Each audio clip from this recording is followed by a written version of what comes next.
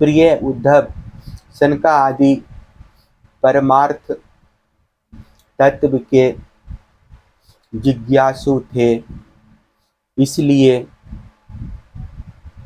उनके पूछने पर उस समय मैंने जो कुछ कहा वह तुम मुझसे सुनो।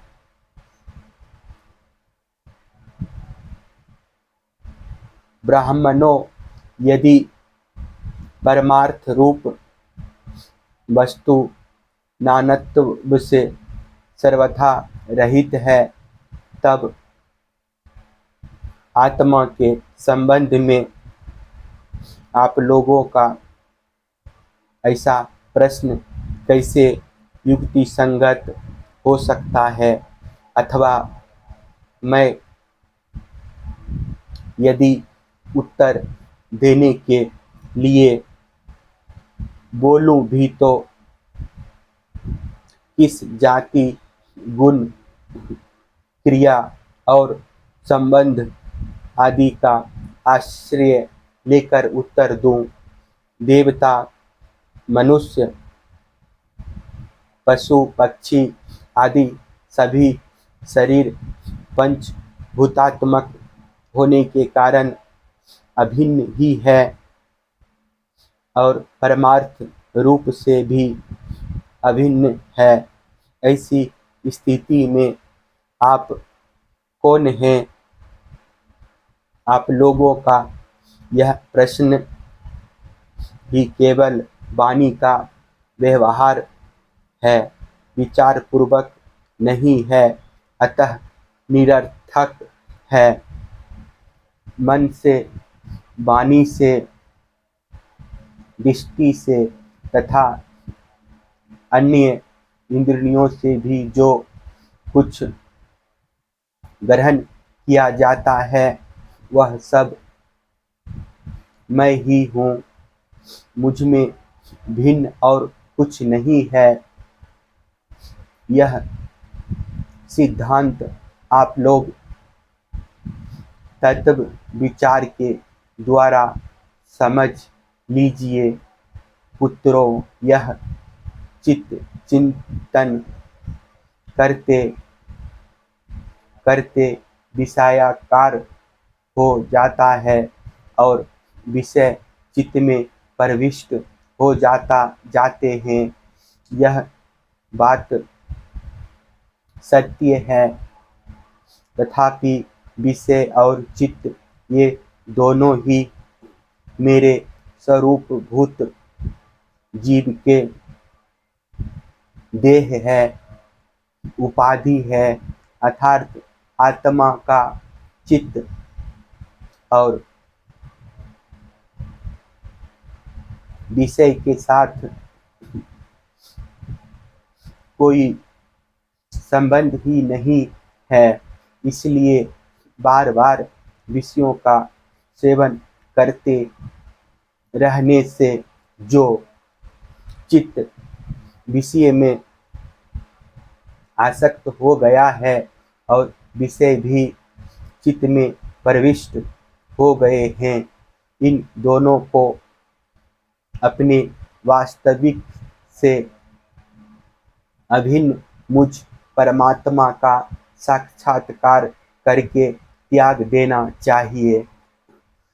जागृत, स्वप्न और सुषुप्ति ये तीनों अवस्थाएं सत्वादि गुणों के अनुसार होती है और बुद्धि की वृत्तियां हैं।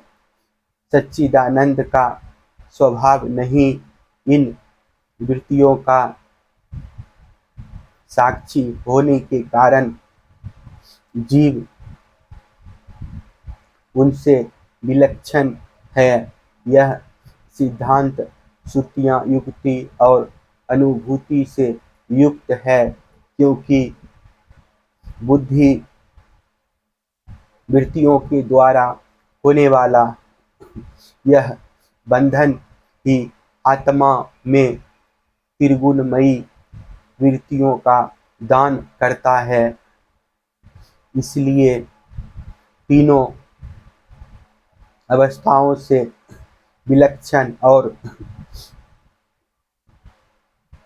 उनमें अनुगत मुझ तुरीय तत्व में स्थित होकर इस बुद्धि के बंधन का परित्याग कर दे, तब विषय और चित्त दोनों का युगपत त्याग हो जाता है।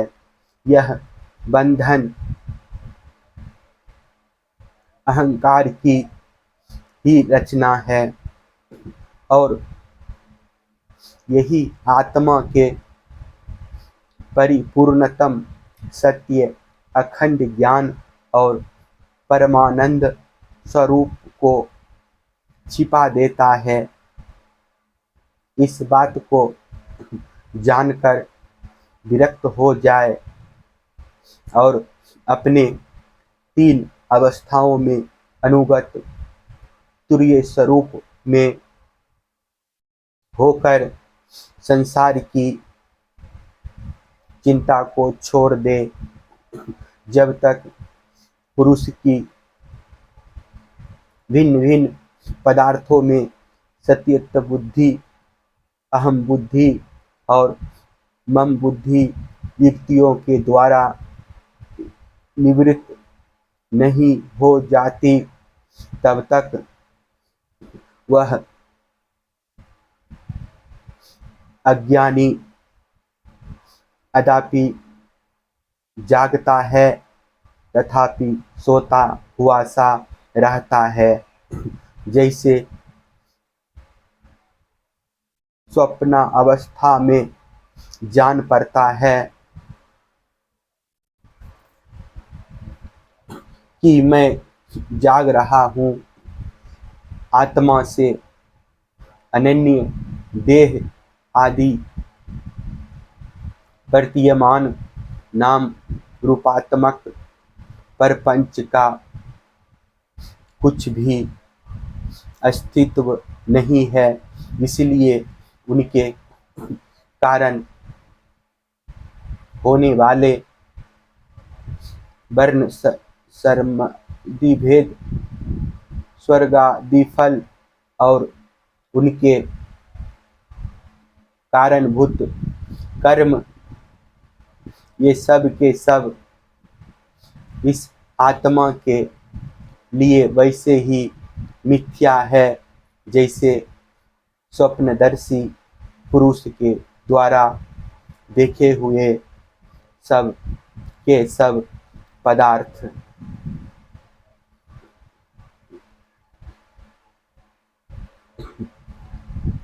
जो जागृत अवस्था में समस्त इंद्रियों के द्वारा बाहर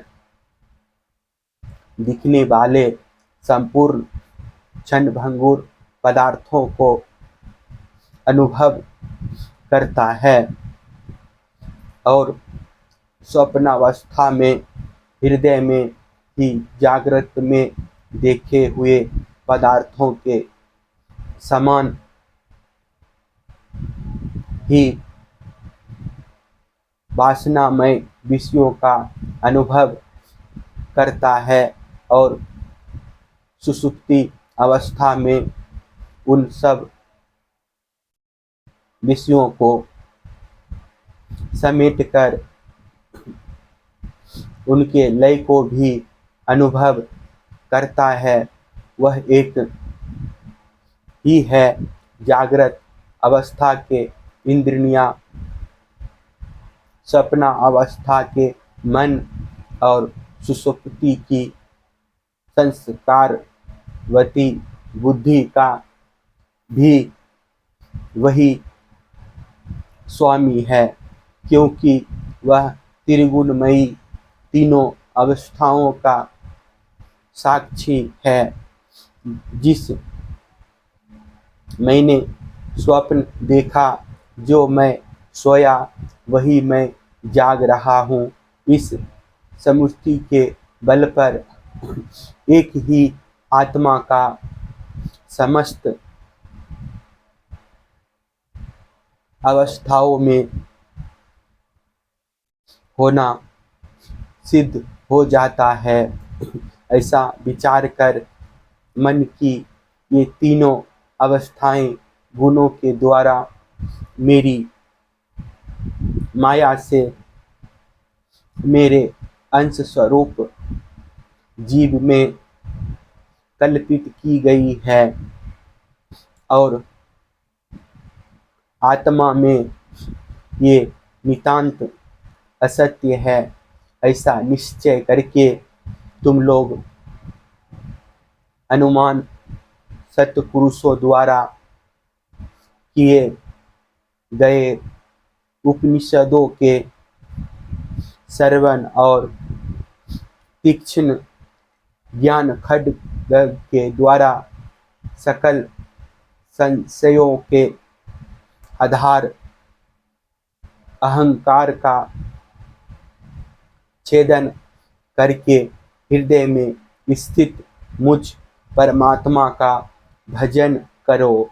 यह जगत मन का विलास है, दिखने पर भी नष्ट प्रिय है। अलात चक्र लुकारियों की बनेठी के समान अत्यंत चंचल है और भ्रम मात्र है, ऐसा समझे ज्ञाता और यज्ञ के भेद से रहित एक ज्ञान स्वरूप आत्मा ही अनेक सा प्रतीत हो रहा है।